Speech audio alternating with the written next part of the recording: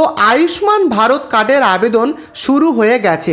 বর্তমানে সেই যে সেই ফর্মটাই কিন্তু আপনারা এখন অনস্ক্রিনে দেখতে পাচ্ছেন।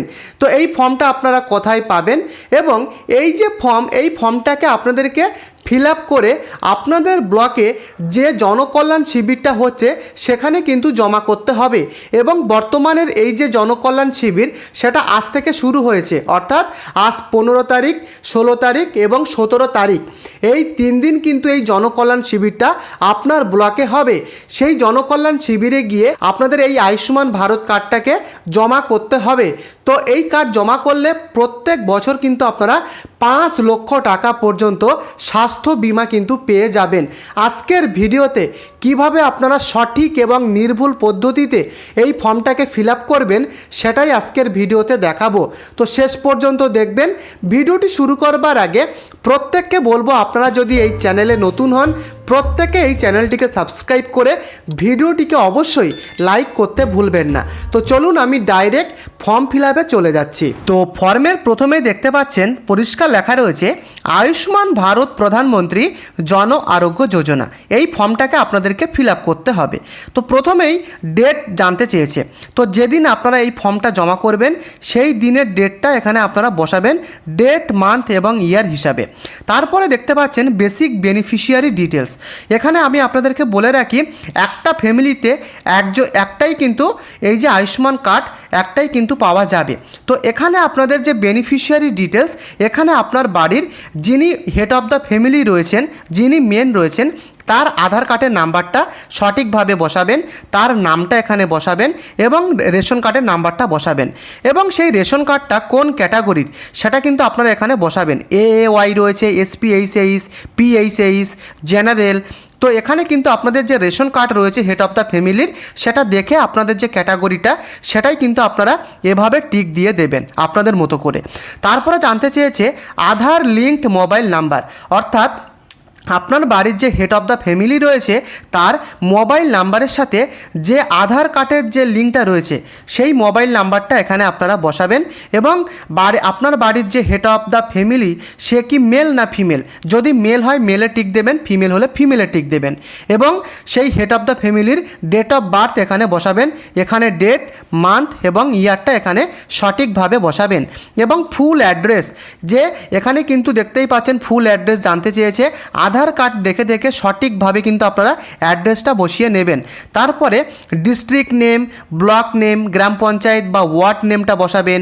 তারপরে আপনার বাড়ির যে ফ্যামিলির যে হেড রয়েছে তার নামটা কিন্তু আবারও বসাতে হবে এবং আপনার বাড়িতে কতজন টোটাল মেম্বার রয়েছে, 3 জন হলে 3 বসাবেন আর 4 জন হলে 4 বসাবেন।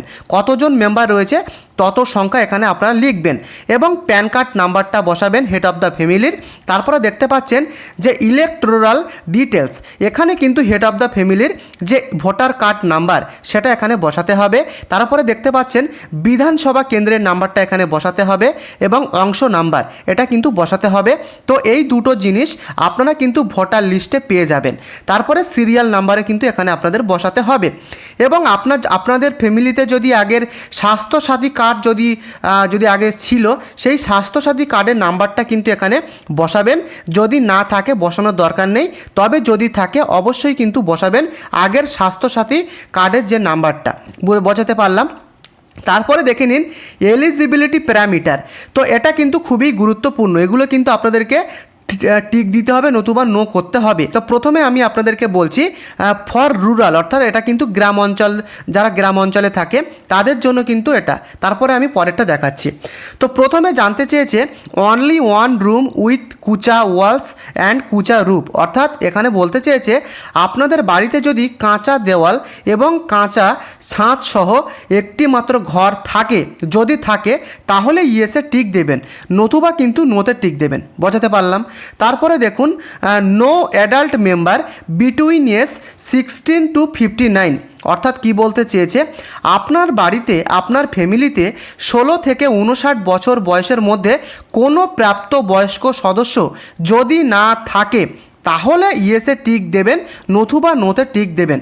বুঝতে পেরেছেন? তারপরে দেখুন কি বলেছে female headed household with no adult male member between age 16 to 59। কি বলেছে এখানে? এটাই বলেছে আপনার ফ্যামিলিতে 16 থেকে 59 বছর বয়সের কোনো প্রাপ্তবয়স্ক পুরুষ যদি না থাকে, যদি আপনার ফ্যামিলিতে নারী প্রধান হয়ে থাকে, তাহলে কিন্তু আপনারা ইয়েসে টিক দেবেন, নতুবা নোতে টিক দেবেন। বোঝাতে পারলাম? তারপরে কি বলেছে দেখুন, disabled member and noble bodied adult member.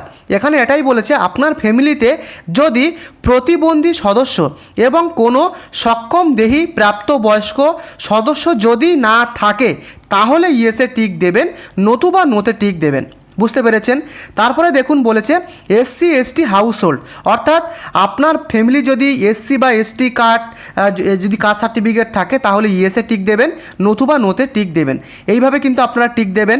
তারপরে কি বলেছে দেখুন, landless হাউসহোল্ডস ডিরাইভিং major part of their income from manual casual labour. এটাই বলতে চেয়েছে আপনার ফ্যামিলিতে যদি ভূমিহীন পরিবার সহ, অর্থাৎ আপনাদের ফ্যামিলির যদি কোনো রকম জায়গা না থাকে এবং আপনাদের আয়ের উৎস যদি দৈনিক মজুরি ভিত্তিক বা শারীরিক শ্রম থেকে আসে, তাহলেই কিন্তু আপনারা ইয়েসে টিক দেবেন, না হলে আপনারা নোতে টিক দেবেন। তারপরে কি বলেছে দেখুন, এই যে কলমটা দেখতে পাচ্ছেন, এটাই বলেছে যে নিঃস্ব বা ভিক্ষার উপর নির্ভর করে আপনারা যদি জীবন জীবিকা যদি যাপন করেন, তাহলে কিন্তু ইয়েসে টিক দেবেন, নতুবা নোতে টিক দেবেন। তারপরে বলেছে ম্যানুয়াল যেটা দেখতে পাচ্ছেন, এই যে ফ্যামিলি, সেটা যেটা বলেছে এখানে, এটাই বলেছে আপনাদের ম্যানুয়াল স্ক্যাভেঞ্জার পরিবারের সদস্যরা যদি থাকে, তাহলে ইয়েসে টিক দেবেন, নতুবা নোতে টিক দেবেন। তারপরে কি বলেছে, প্রিমেটিভ ট্রাইবাল গ্রুপস, অর্থাৎ আপনাদের ফ্যামিলি যদি আদিম উপজাতীয় গোষ্ঠী হয়, তাহলে ইয়েসে টিক দেবেন, নতুবা নোতে টিক দেবেন। বোঝাতে পারলাম? তারপরে কি বলেছে, লিগালি রিলিজড বন্ডেড লেবার, অর্থাৎ আইনগতভাবে মুক্তিপ্রাপ্ত বন্ডেড শ্রমিক যদি আপনাদের ফ্যামিলিতে হয়ে থাকে, তাহলে ইয়েসে টিক দেবেন, নতুবা নোতে টিক দেবেন। তারপরে দেখতে পাচ্ছেন ফর আরবান, যারা শহর অঞ্চলে থাকে তাদের জন্য কিন্তু এটাকে টিক দিতে হবে। এবারে দেখুন প্রথমে বলেছে যে এখানে র্যাক পিকার, অর্থাৎ আপনাদের ফ্যামিলিতে যদি আবর্জনা কুড়ানো কাজ করেন, তাহলে কিন্তু সেটা এখানে ইয়েস দেবেন, নতুবা নোতে টিক দেবেন। তারপরে কি বলেছে দেখুন, তারপরে কি বলেছে দেখুন, বেগার, অর্থাৎ যদি আপনাদের ফ্যামিলিতে কেউ ভিক্ষা করে জীবিকা নির্বাহ করে, তাহলে ইয়েস দেবেন, নতুবা নো দেবেন। তারপরে বলেছে ডোমেস্টিক ওয়ার্কার, অর্থাৎ গৃহকর্মী যদি হয়ে থাকে, তাহলে ইয়েস অর নো। তারপরে দেখুন বলেছে street vendor, কবলার, hawker with other service provider working and street, যদি আপনাদের ফ্যামিলিতে কেউ ভেন্ডার, কবলার, হকারের কাজ করে, তাহলে ইয়েস, নতুবা নোতে টিক দিতে হবে। তারপরে দেখুন construction worker, plumber, mason labour, painter, welder, security guard, coolie and another head load worker, যদি আপনাদের ফ্যামিলিতে কেউ এই কাজ করে থাকে, তাহলে ইয়েস, নতুবা নো। তারপরে দেখুন সুইপার অ্যান্ড স্যানিটেশন ওয়ার্কার মালি যদি হয়ে থাকে, তাহলে ইয়েস অর নো। তারপরে দেখুন হোম বেসড ওয়ার্কার, আর্টিসান, এটা হলে যদি ইয়েস অর নো কিন্তু আপনারা দিয়ে দেবেন। তারপরে দেখুন transport worker, driver, conductor, helper and conductor, যদি ফ্যামিলিতে এগুলো হয়ে থাকে, তাহলে ইয়েস, নতুবা নো করবেন। তারপরে দেখুন shop worker, assistant, peon in small establishment, helper, delivery assistant, attendant বা ওয়েটার, এর মধ্যে যদি যে কোনো একটা হয়ে থাকে, তাহলে ইয়েস দেবেন, নতুবা নোতে টিক দেবেন। তারপরে দেখুন আরেকটা বলতে চেয়েছে, যদি আপনাদের ফ্যামিলিতে কেউ ইলেকট্রিশিয়ান, মেকানিক বা অ্যাসেম্বলার বা রিপেয়ারের কাজ করে, তাহলে ইয়েসে টিক দিতে হবে, নতুবা নোতে কিন্তু আপনারা টিক করবেন। তারপরে বলতে চেয়েছে যে ওয়াশারম্যান বা চৌকিদার, অর্থাৎ যদি আপনাদের ফ্যামিলিতে কেউ ধোপা বা চৌকিদারি কাজ করে, তাহলে ইয়েস, নতুবা নোতে আপনাদের টিক দিতে হবে। এবারে আসি এডিশনাল ইনফরমেশান। তো এখানে বলতে চেয়েছে আপনাদের ফ্যামিলিতে যদি কোনো মেম্বার 70 বছরের উপরে তার যদি বয়স হয়ে থাকে, তাহলে এখানে কিন্তু আপনাদেরকে ইয়েস দিতে হবে, নতুবা নোতে টিক মারতে হবে। তারপরে দেখুন বলতে চেয়েছে, এই যে কলমটা দেখতে পাচ্ছেন, এই কলমে বলতে চাইছে আপনাদের পরিবারে কেউ আশা কর্মীর কাজ করে কি না। তো যদি কেউ আশা কর্মীর কাজ না করে, তাহলে কিন্তু আপনারা ইয়েসে টিক দেবেন, নতুবা নোতে টিক দেবেন। বোঝাতে পারলাম? এবারে দেখুন পরিষ্কার লেখা রয়েছে এক্সক্লুশন ক্রাইটেরিয়া চেক। এখানে পরিষ্কার জানতে চেয়েছে 1 নম্বর কলমে যে আপনার পারিবারিক আয়, আপনাদের ফ্যামিলির পারিবারিক আয় যদি 8 লক্ষ টাকার বেশি হয়ে থাকে তাহলে ইয়েসে টিক দেবেন, না হলে নোতে টিক দেবেন। তারপরে বলতে চেয়েছে any member of family paying income tax, আপনাদের ফ্যামিলিতে কোনো মেম্বার কি ইনকাম ট্যাক্স দেয় সরকারকে, তাহলে ইয়েস দেবেন নতুবা নো দেবেন।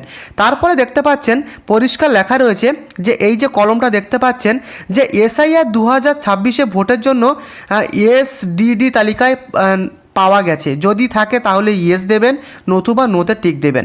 তারপরে দেখুন পরিষ্কার লেখা রয়েছে পেন্ডিং আন্ডার এসআইআর ট্রাইব্যুনাল।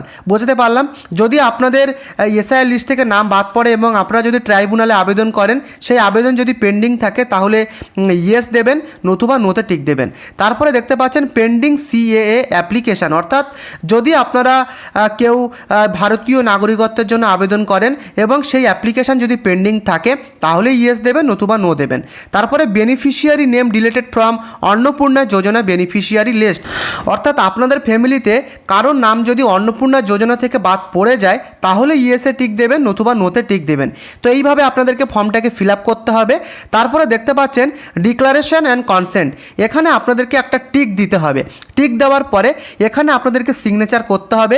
যদি আপনি সই না করতে পারেন তাহলে কিন্তু আপনারা এখানে টিপ ছাপ দেবেন। দেওয়ার পরে দেখতে পাচ্ছেন এই যে অংশটা রয়েছে, এই অংশটা কিন্তু আপনাদের জন্য না, এটা কিন্তু যারা অফিসিয়াল যারা কর্মী রয়েছে তারাই কিন্তু এটাকে তারা ফিল আপ করে আপনাদেরকে রিসিভ কপি হিসাবে এটাই কিন্তু তারা আপনাদের দিয়ে দেবে। তো এইভাবে কিন্তু সম্পূর্ণ ফর্মটা আপনাদেরকে ফিল আপ করতে হবে। বোঝাতে পারলাম। তারপরে আরেকটা জায়গায় দেখুন সেম, এটাও কিন্তু সেম, তবে এটা কিন্তু যাদের 70 বছরের উপরে যাদের বয়স রয়েছে বেনিফিশিয়ারি হিসাবে তাদের জন্য এই ফর্মটা ফিল আপ করতে হবে। সেম প্রসেস, এখানে কিন্তু তাদের আধার নাম, applicant name, ration card number, তারপরে এই ক্যাটাগরি বসাতে হবে, আধার লিঙ্কড মোবাইল নাম্বার বসাতে হবে, male female, date of birth, address কিন্তু বসাতে হবে। তারপরে ডিস্ট্রিক্ট, ব্লক, গ্রাম panchayat, total family member, family head name, PAN card number, যেমনভাবে আমি আপনাদেরকে আগে দেখিয়েছি তেমনভাবেই কিন্তু এখানে করতে হবে। এপিক নাম্বার, বিধানসভা কেন্দ্র নাম্বার, অংশ নাম্বার, স্বাস্থ্যসাথী কার্ড, এগুলো কিন্তু বসাতে হবে। বোঝাতে পারলাম। এইভাবে করার পরে এটা কিন্তু আপনাদের বসানোর কাজ না, এটা কিন্তু অফিসিয়ালিভাবে তারা ফিল আপ করে আপনাদেরকে দেবে। তো এই ফর্মটা কারা ফিল আপ করবে? যাদের বাড়ির বেনিফিশিয়ারি যিনি রয়েছেন তার বয়স যদি 70 বছরের ঊর্ধ্বে হয়ে থাকে তারাই কিন্তু এই ফর্মটা ফিল আপ করবে। তারপরে দেখতে পাচ্ছেন ওই ফর্মেই কিন্তু দেওয়া রয়েছে যে এক্সক্লুশন ক্রাইটেরিয়া চেক। সে সেমভাবে বলতে চেয়েছে যদি আপনাদের এসআইআর লিস্ট থেকে নাম বাদ পড়ে তাহলে ইয়েস কিংবা নো করতে হবে। সেই পেন্ডিং রয়েছে এগুলো দেখে নেবেন। এসআইআর ট্রাইব্যুনালে যদি আবেদন করেন, সেই আবেদন যদি পেন্ডিং থাকে তাহলে আপনাদের ইয়েস করতে হবে নতুবা নো করতে হবে। তো এইভাবে কিন্তু আপনাদেরকে ফিল আপ করতে হবে। তারপরে এই চেকবক্সে টিক দেওয়ার পরে এখানে সই বা টিপছাপ দিয়ে কিন্তু আপনাদের এই ফর্মটাকে আপনাদেরকে সাবমিট করতে হবে। তো এইভাবেই কিন্তু সম্পূর্ণ ফর্ম ফিল আপটা আপনাদেরকে করতে হবে। তারপরে এগুলো কিন্তু অফিসিয়াল কাজ, এগুলো কিন্তু আপনাদের জন্য না, পরিষ্কার লেখা রয়েছে ফর অফিসিয়াল ইউজ অনলি। তো এই কিন্তু আয়ুষ্মান ভারত কার্ডের পুরো যে step by step form fill up সেটা আমি আপনাদেরকে দেখালাম। যদি আপনাদের কোথাও কোনো কিছু বুঝতে অসুবিধা থাকে অবশ্যই প্রত্যেকে আমাকে কমেন্ট করে লিখে জানাবেন, এবং এই সম্পূর্ণ ফর্মটা ফিল আপ করার পরে আপনি আপনার ব্লকে জনকল্যাণ শিবির আয়োজিত হয়েছে, সেই জনকল্যাণ শিবিরে গিয়ে আপনাদের এই ফর্মটাকে জমা করতে হবে। তাহলে কিন্তু প্রত্যেক বছর এখানে 5 লক্ষ টাকা পর্যন্ত স্বাস্থ্য বীমা কিন্তু পাওয়া যাবে। তো যদি আপনাদের ভিডিওটি ইনফরমেটিভ বা ভালো লাগে প্রত্যেককে বলবো চ্যানেলটিকে সাবস্ক্রাইব করে ভিডিওটিকে অবশ্যই একটি লাইক করতে ভুলবেন না। পরবর্তী ভিডিওতে দেখা হচ্ছে। ধন্যবাদ।